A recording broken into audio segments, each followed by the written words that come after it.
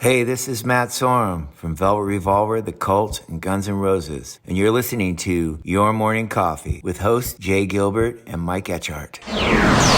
From Billboard, is streaming broken? The big AI fraud indictment raises serious questions. Also from Billboard, music AI FAQs. Experts answer the most asked questions about this growing sector. And a third from Billboard, a fundamental change, how major labels learn to stop worrying and love distribution deals. Distribution deal love, Jay. That's what the episode is all about. Here we go. All right, we've got so much to cover today. We're glad you're here. Jay and I, that is, are glad you're here. So let's get the show going right about now. Stand by for transmission. This is London calling. Wake up! The revolution is at hand! Your morning coffee is on the air. On the air. On the air. On the air. On the air. On the air. Standing by.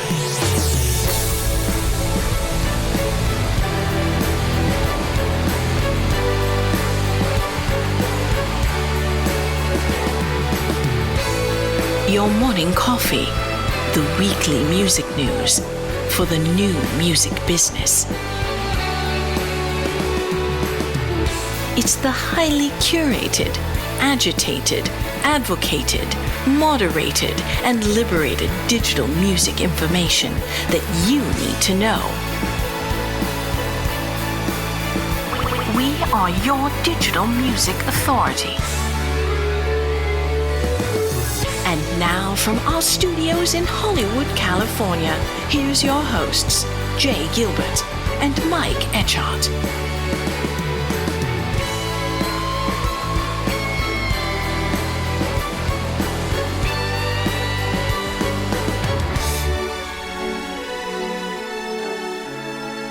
And a happy Sunday to you, Jay. Your Vikings won, and that's a good way to start the week. It really is. And, I was so thrilled to see it happen, but the 49ers haven't beaten the Vikings in Minnesota in 23 years, but this is not about the NFL. It is not. We had such a crazy week. I know you were in Texas, and unfortunately, you didn't get to join our special episode. It was an interview with Ula Oberman, and for those that don't know, he's based in London. He is the TikTok Global Head of Music Business Development, and we had an incredible conversation. You will have to join on the next one, Mike. And what was really weird about this was about halfway through it, we had a pretty big earthquake here in Southern California. Yes. And we left it in, so you'll get to enjoy that part. Excellent. But we just rolled with it. As you do in Southern California. You just roll with those earthquakes, no pun intended. I'm sorry I missed it. I had a great time in Dallas, but I'm bummed that I was not there. But I also noticed, though, that your Behind the Set List episode with Paul Stanley dropped this week, and that's a good one. Yeah, it's a really good one because, Glenn and I try to find little nuggets, little things to talk about that they haven't talked about over and over again. But, we talked to Paul Stanley about Kiss and his Soul Station band, which I know you know about, but not everybody knows that he has this band called Soul Station. And all they do is they play those classic songs like from the Temptations and the Four Tops. And it's really just a joy. I saw them at the Sayers Club here in Los Angeles. And so we also talk about his solo work, but we also wanted to touch on the Pop House deal, which is that same company that, ABBA was working with. And we dig into what that deal means. So that was pretty cool. And thank you for bringing that up. The last part of that I'll mention is that we recorded an interview with Daryl Hall this week. It's his first album in 13 years. Yeah. And he is such an interesting guy. And listen to the interview. He's not what people think, but when he plays live, it's sort of like a greatest hits. Oh, it certainly is. Absolutely. And you and I were exchanging texts because we both had watched the latest Rick Beato episode where he listens to the new Spotify top 10. Yeah. And what a great, just, kind of analyzing the songs that are in Spotify's top 10. And it's from a musician standpoint. And it was really interesting and fun. And I started it, and then you texted me, then I finished it. And It's fascinating to hear someone who's been around the business for so long and kind of analyze all this stuff and just from a structural standpoint and of how the songs are constructed and, Super what's going interesting. on. And of course, he mentioned there was actually a song with a key change in it and how that is so rare these days in pop music. And it used to be kind of a very common device that one would imply or one would do when they were songwriting. And it's just very rare now. So anyway, stuff like that. And you and I geek on that tremendously. So you and I highly love recommended. Rick Beato, and I watch every video I can from him. But this one I learned happens about every 4 months, where he takes the top 10, and it takes about 4 months for it to sort of cycle to a new top 10. And the name of the video is Just Listen to the New Spotify Top 10. What is happening? And as you said, he's a producer, he's an engineer, he's a great guitar player, a great musician. And it's just such a joy to watch those Rick Beato videos. But this one's one of my favorites. So if you haven't seen Rick Beato, it's Beato. Check it out on YouTube. His videos are great. And where he breaks down the top 10, he talks about, maybe what key it's in or what beat they're using or the chord structure or, how the vocals are. But it's super, super interesting. Yes, and you were going down to Dodger Stadium tonight, Jay. I'm a little jealous about that. I am. We're going to go see Pink at Dodger Stadium. And, man, check out those videos on YouTube of her sort of Cirque du Soleil high wire act. It should be very remarkable. Entertaining. Yeah, she is so talented. And so I'm looking forward to going to see her tonight. As if it's not hard enough to put on a 2-hour show, let's say, with hits and dancing and things like that, but she just takes it to an entirely different level. Yeah. Absolutely unbelievable if you haven't seen her live. Looking forward to that. And let's before we get going on the stories, Jay, let's thank our sponsors. Give them a little love because, boy, we sure could not do the show without them. Yes, sir. A special thank you to Music.ai. Music.ai is a trailblazing AI-powered music and audio platform offering an expansive suite of over 50 stackable AI audio solutions. Want to change the tempo or pitch of your song, adjust instruments or vocals, mute background noise in a song or a movie? Music.ai makes that super easy. It's embraced by record labels, agencies, tech firms, and developers. Music.ai is synonymous with audio innovation. With over 45 million users, their tools process over 2 million minutes of audio every single day. They can process yours today. Visit music.ai to get started.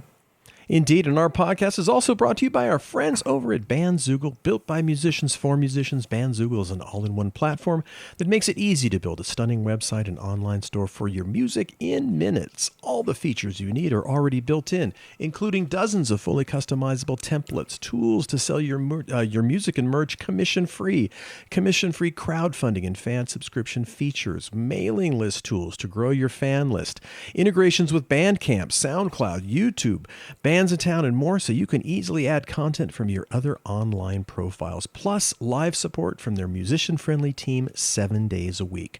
Website plans start at just $8.29 a month, which includes hosting and your own free custom domain name. Our podcast listeners can go over to bandzoogle.com to try it free for 30 days and use the promo code MORNINGCOFFEE, that is all one word, to get 15% off the first year of any subscription. That's bandzoogle.com, promo code MORNINGCOFFEE. Yes, sir. And a special thank you to Bruce Houghton and our friends over at Hypebot. Since 2004, Hypebot has chronicled the new music industry and the trends and technologies that are changing how music is discovered, consumed, marketed, and monetized.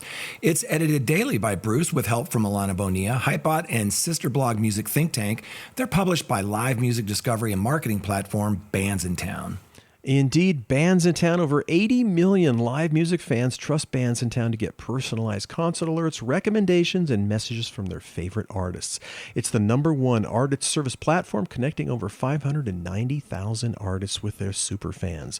Managers, labels, agencies, and artists access their own dashboard to manage and promote their tour dates across all platforms. Yeah, and finally, a special thank you to our friends over at Billboard Pro. You want to know what everybody in the music business is talking about?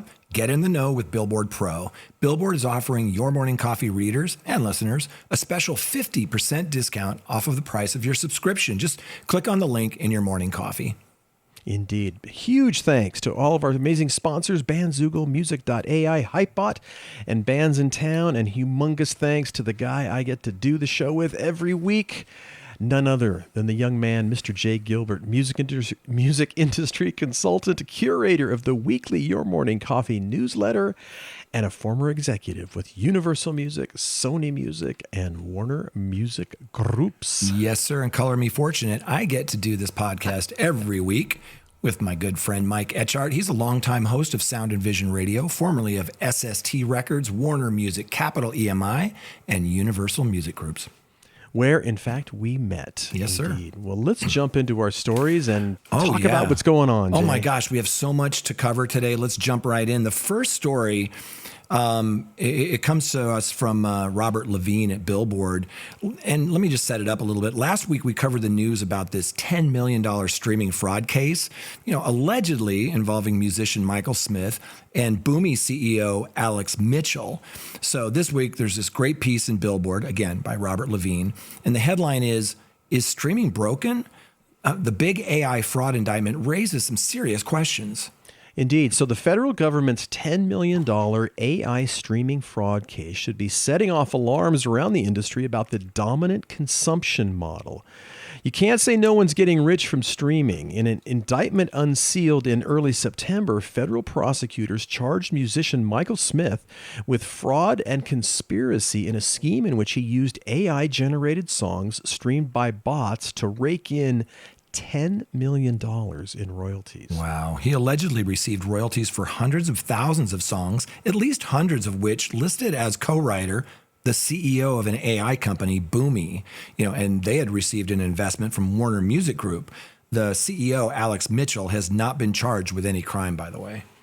That's right. So this is the first criminal case for streaming fraud in the U.S., and its size may make it an outlier, but the frightening ease of creating so many AI songs and using bots to generate royalties with them shows how vulnerable the streaming ecosystem really is. This isn't news to some executives, but it should come as a wake-up call to the industry as a whole, and it shows how the subscription streaming business model with pro-rata royalty distribution that now powers the recorded music industry is broken, not beyond repair, but certainly to the point where serious changes need to be made. One great thing about streaming music platforms, like the internet in general, is how open they are. Anyone can upload music, just like anyone can make a TikTok video or write a blog. But that also means that these platforms are vulnerable to fraud, manipulation, and undesirable content that erodes the value of the overall experience. And I don't mean things like, spam and attempts to manipulate people. And while the pluses and minuses of this openness are impossible to calculate, there's a sense in the industry and among creators that this has gradually become less of a feature and more of a bug. Right. So at this point, more than 100,000 new tracks are uploaded to streaming services daily. And while some of this reflects an inspiring explosion of amateur creativity, some of it is, sometimes literally, noise, and not the artistic kind. Millions of those tracks are never heard, so they provide no consumer value. They just clutter up streaming service interfaces, while others are streamed a few times a year. From the point of view of some rights holders, part of the solution may lie in a system of artist-centric royalties that privileges more popular artists and tracks. Even if this can be done fairly, though, this only addresses the financial issue. It does nothing for the user experience. From the perspective of major labels and most indies, the problems with streaming are all about making sure consumers can filter quote-unquote professional music from tracks uploaded by amateur creators, bar bands, and hobbyists. But that prioritizes sellers over consumers. The truth is that the streaming business is broken in a number of ways. The big streaming services are very effective at steering users to big new releases and mainstream pop and hip hop, which is one reason why major labels like them so much, right? But they don't always do a great job of serving consumers who are not that interested in the mainstream music or old favorites. And rights holders aren't exactly pushing for change here. From their perspective, under the current pro rata royalty system, it makes economic sense to focus on the mostly young users who spend hours a day streaming music. Those who listen less, who tend to be older, are literally worth less. And it shows. If you're interested in a cool new rock bands, and a substantial number of people still seem to be, the streaming experience just isn't as good. Algorithmic recommendations aren't great. Less popular genres aren't served well either. Right. He goes on to say that what does this have to do with streaming fraud? Not much, but also everything. If the goal of streaming services is to offer as much as humanly possible, they're kicking ass. But most consumers would prefer an experience that's easier to navigate. This ought to mean less music with a limit on what can be uploaded, which some services already have. The sheer amount of music that Smith had online should have suggested a problem and seems to have done so after some time. It should mean rethinking the pro rata royalty system to make everyone's listening habits generate money for their favorite artists. And it needs to mean something, spending some money to make streaming services look more like a record store and less like a swap meet table. Exactly. These ideas may not be popular. Streaming services don't want the burden or expense of curating what they offer, and most of the labels so eager to fight fraud also fear the loss of the pro rata system that disproportionately benefits their biggest artists. And then in quotations, he says, in this industry, one illegitimate play for one song is fraud, but a system that pays unpopular artists less is a business model. But the industry needs to think about what consumers want. Easy ways to find the song they want, music discovery that works in different genres, and a royalty system that benefits the artists they listen to. Shouldn't they get it? Yeah, you know why this is so crazy is that we talked to Glenn McDonald, former Spotify data alchemist, about how they see these frauds happening and how easy it is to sort of pick them out. But this one was different. And I asked one of our attorney friends, music industry attorney friends, about how these guys got away with this. And they did it differently. The MO is you use the free accounts and they're in certain countries and you use bots and spin farms to ramp up these streams. And they're pretty easy to sort of see for some of these DSPs. This wasn't done like that. They had thousands of paid accounts, and they kept those numbers lower over time so they didn't trigger people looking into it. So anyway, that's one of the reasons why that wasn't seen sooner. Our second story, also from Billboard, the headline was Music AI FAQs. Experts answer the most asked questions about this growing sector. So music lawyers, record producers, AI music entrepreneurs, they all weigh in on some common questions on topics including, common uses, ethical AI, which we hear about all the time, the legal implications, AI detection, and much more. Sure. So from Ghostwriter's fake Drake song to Metro Boomin's BBL Drizzy, a lot has happened in a very short time when it comes to the evolution of AI's use in music. And it's much more prevalent than the headlines suggest. Every day, songwriters are using AI voices to better target pitch records to artists. Producers are trying out AI beats and samples. Film and TV licensing experts are using AI stem separation to help them clean up old audio. Estates and catalog owners are using AI to better market older songs. And super fans are using AI to create next-level fan fiction and user-generated content about their favorite artists. So for those that are just starting out in this brave new world of AI music and understanding all the buzzwords that come with it, Billboard reached out and contacted some of the sector's leading experts to get answers to some of the top questions. And here's the first one. What are some of the most common ways AI is already being used by songwriters and producers? Right. So Trinity, who's a music producer, said this. As a producer and songwriter, I use AI and feel inspired by AI tools every day.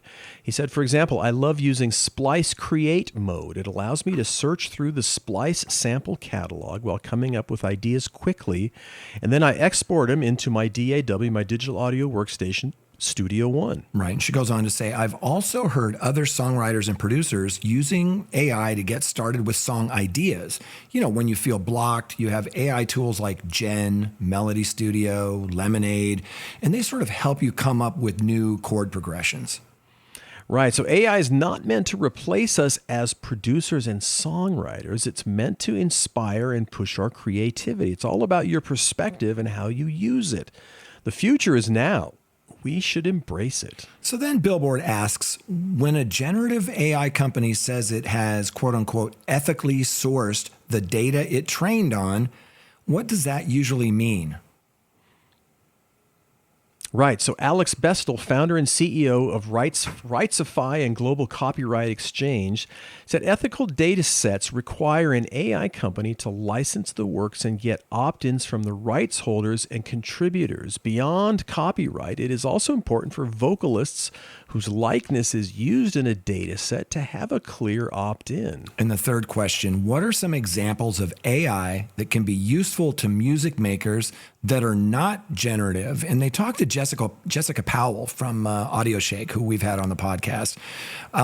She said there are loads of tools powered by AI that are not generative. Loop and sample suggestion are a great way to help producers and artists brainstorm on the next step in a track. Right. So stem separation can open up a recording for sync licensing, immersive mixing or remixing, and metadata tagging can help prepare a song for sync licensing opportunities, playlisting, and other experiences that require an understanding of genre, BPM, and other factors. Billboard goes on to ask, in the last year, several lawsuits have been filed between artists of various fields and generative AI companies, primarily concerning the training process. What is that controversy about? So they talked to Shara Senderoff. She's a co-founder of Futureverse and Raised in Space. The heart of the controversy lies in generative AI companies using copyrighted work to train their models without artist permission.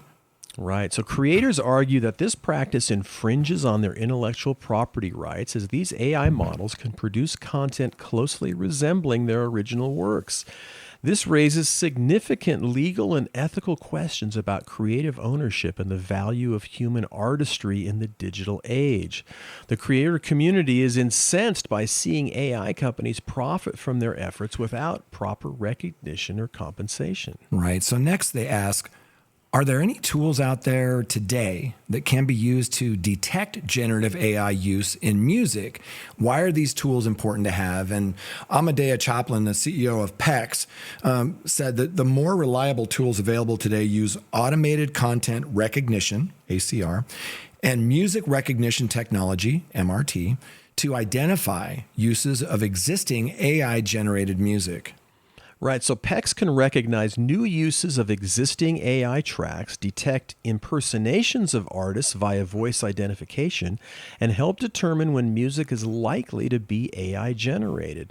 Other companies that can detect AI generated music include Believe and Deezer. However, we have not tested them ourselves, they say. Yeah, I hear about this all the time, that, you know, it's sort of like a game of whack-a-mole, that these AI companies are generating, you know, these things, and it's getting harder and harder to detect what is AI and what's not. But in the United States, they asked, what laws are currently being proposed to protect artists from AI vocal deepfakes? Right. So Morna Williams, Chief Policy Officer at the RIAA, policymakers in the U.S. have been focused on guardrails for artificial intelligence that promote innovation while protecting all of us from unconsented use of our images and voices to create invasive deepfakes and voice clones. Across legislative efforts, First Amendment speech protections are expressly covered and provisions are in place to help remove damaging AI content that would violate these laws. That's right. And we've been talking about this a lot lately on the federal level. The following senators, Chris Coons from Delaware, Marsha Blackburn from Tennessee, Amy Klobuchar from Minnesota, Tom Tillis from North Carolina, they released a bill in July that we talked about called No Fakes Act. And that's nurture originals, foster art, and keep entertainment safe. What a great acronym. Which would create an intellectual property right to an individual's voice and likeness, while also instituting a framework for accountability and takedown when violated.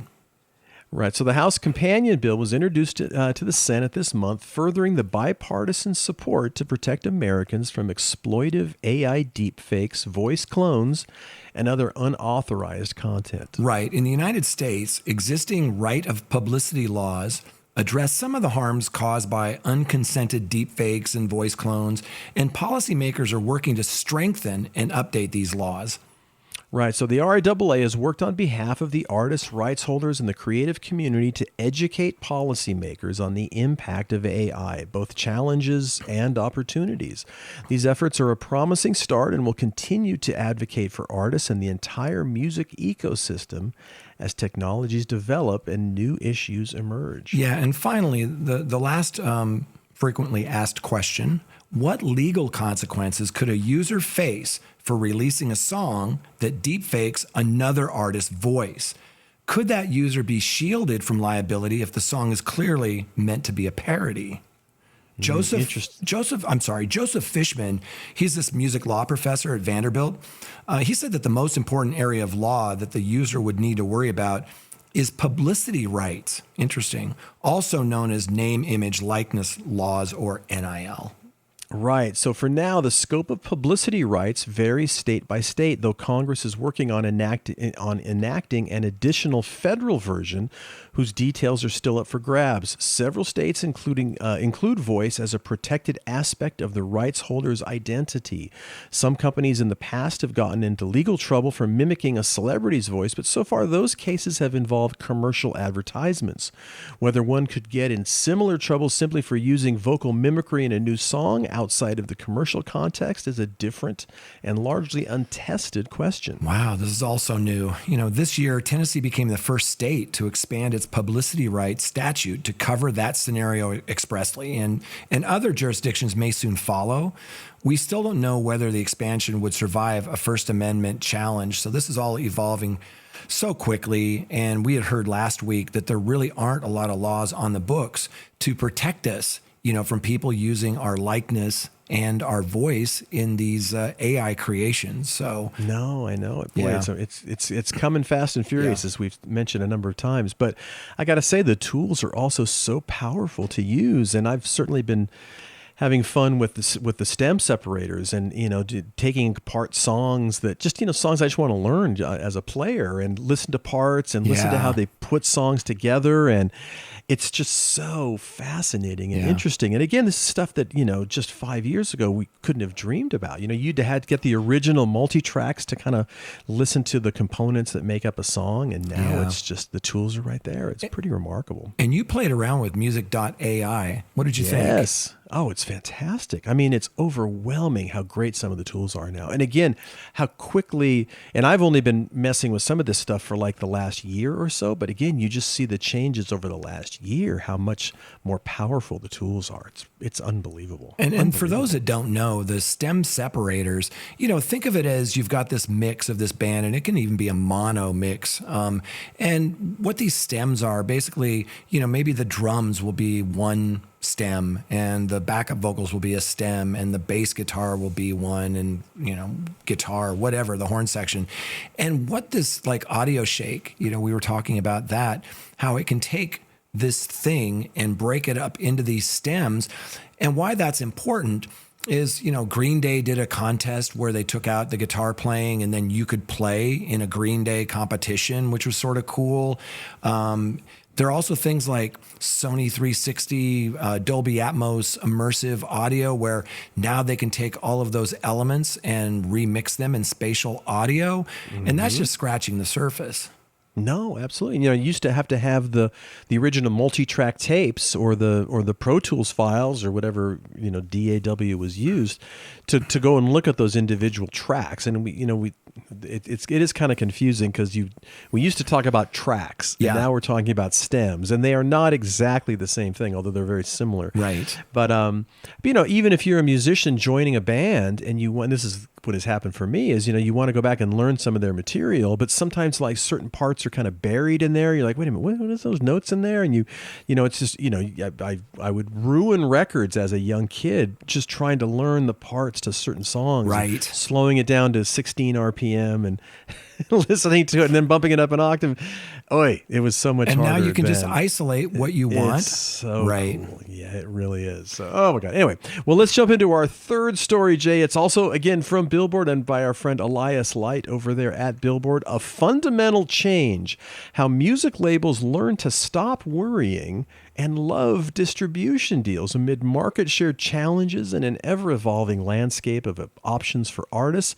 The traditional major labels are getting more creative with their deal offers. They sure are. And this was such a great piece by Elias. But before we sort of jump into it, I think it might be helpful to provide a brief kind of overview for context. So last year I wrote an article for Hypebot regarding typical roles and responsibilities between labels and distributors.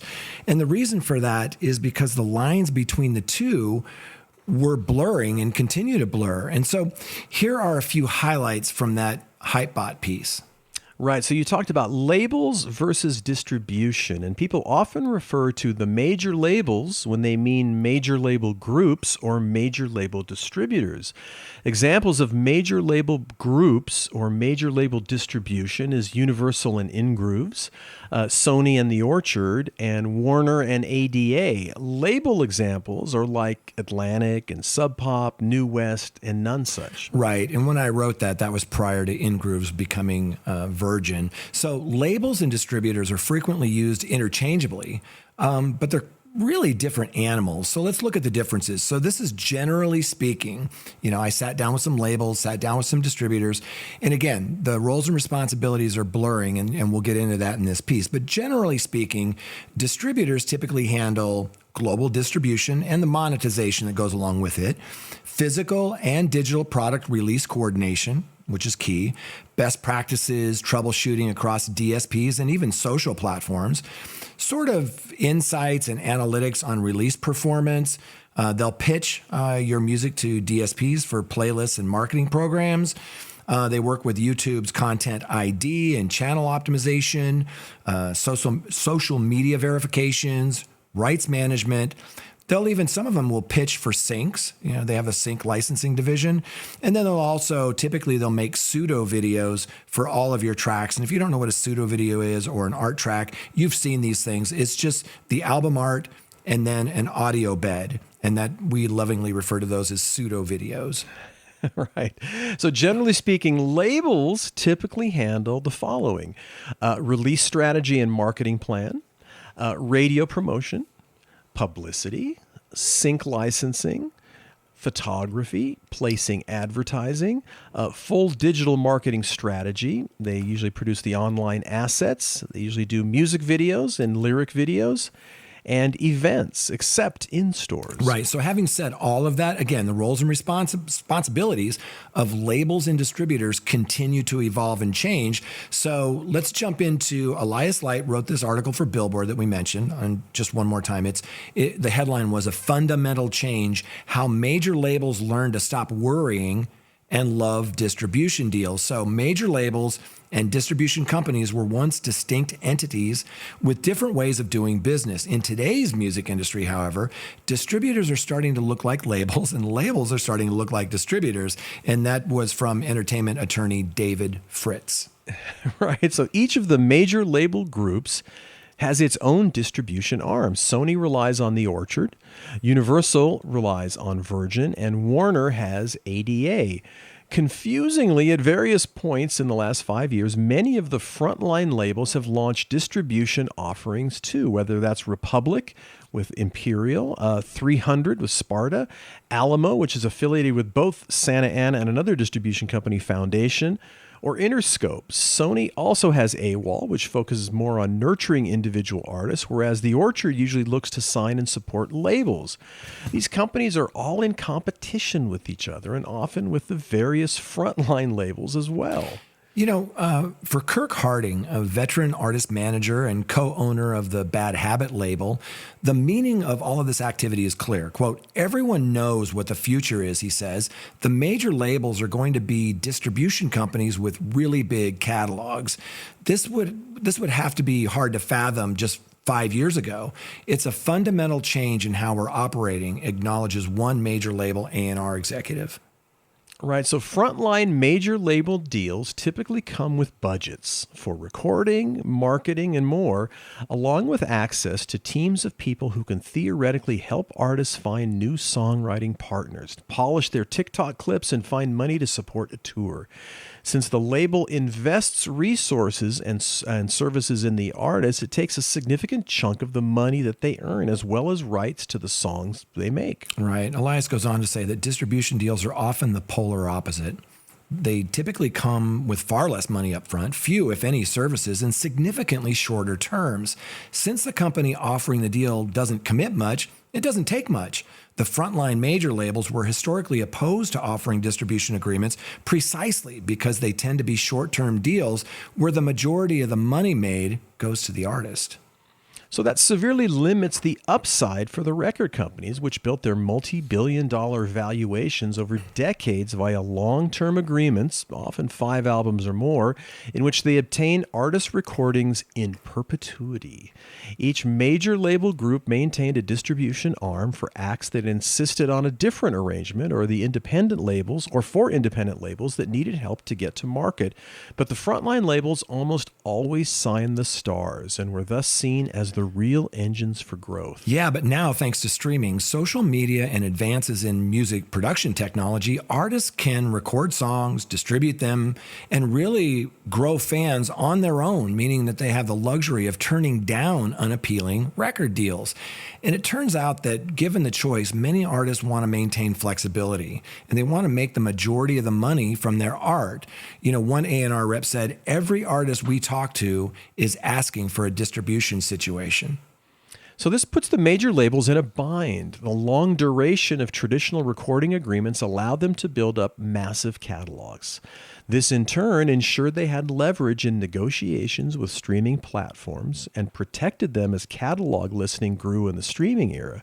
The rise of short-term distribution deals then seems likely to erode the size of their catalogs over time, even quicker than the 35-year termination rights, meaning major labels are effectively mortgaging their future for short-term gains. Right, but like politicians looking to win re-election, they may feel like they have no other choice.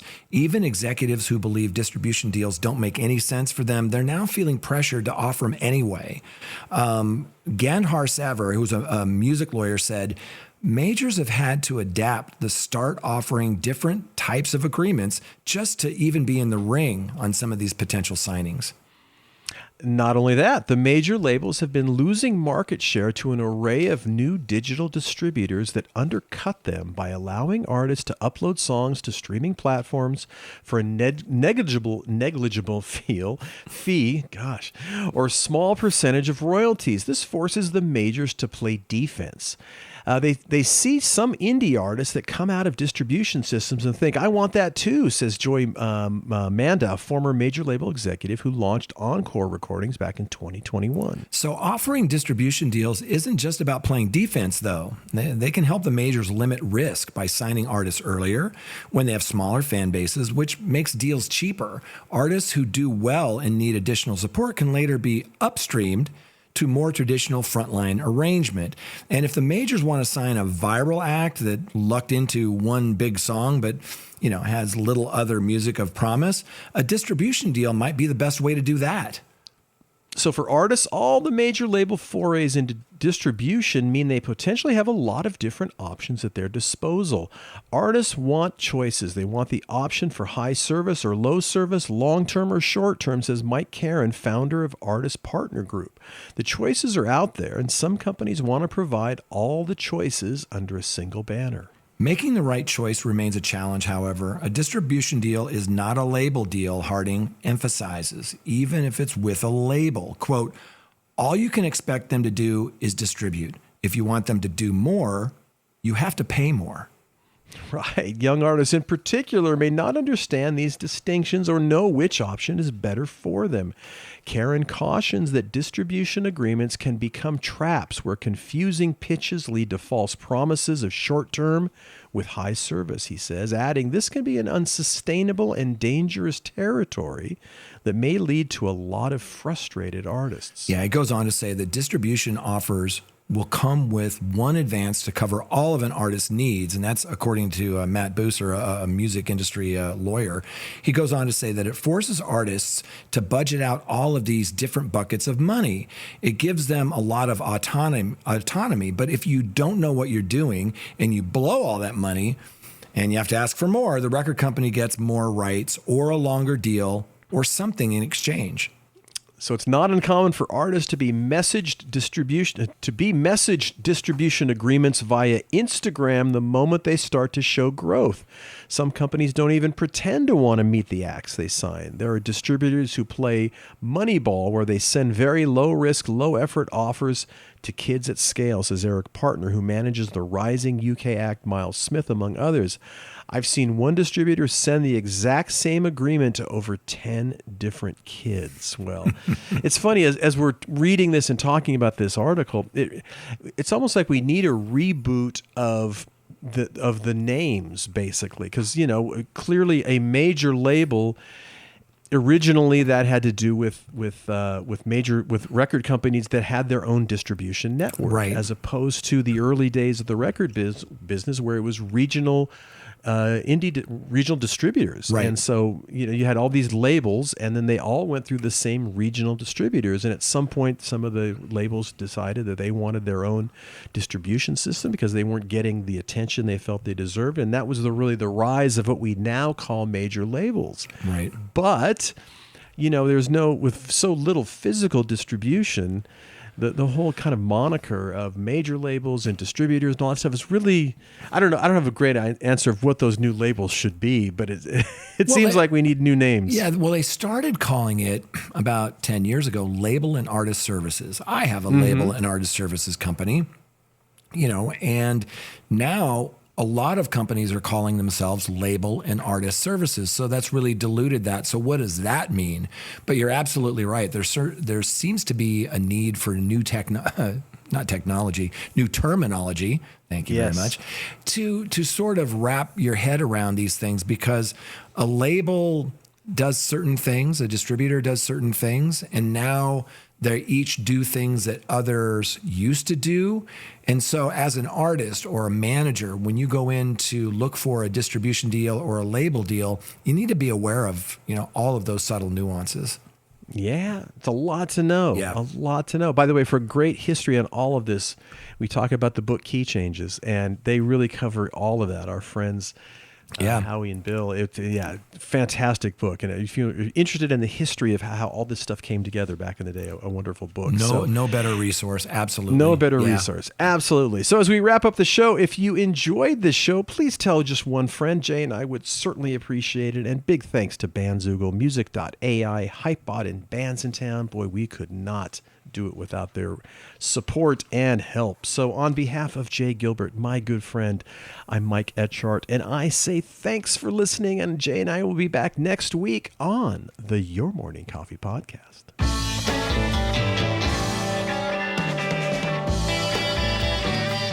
You've been listening to Your Morning Coffee, the weekly music news program for the new music business. Join Jay Gilbert and Mike Etchart next time for the digital music news you need to know.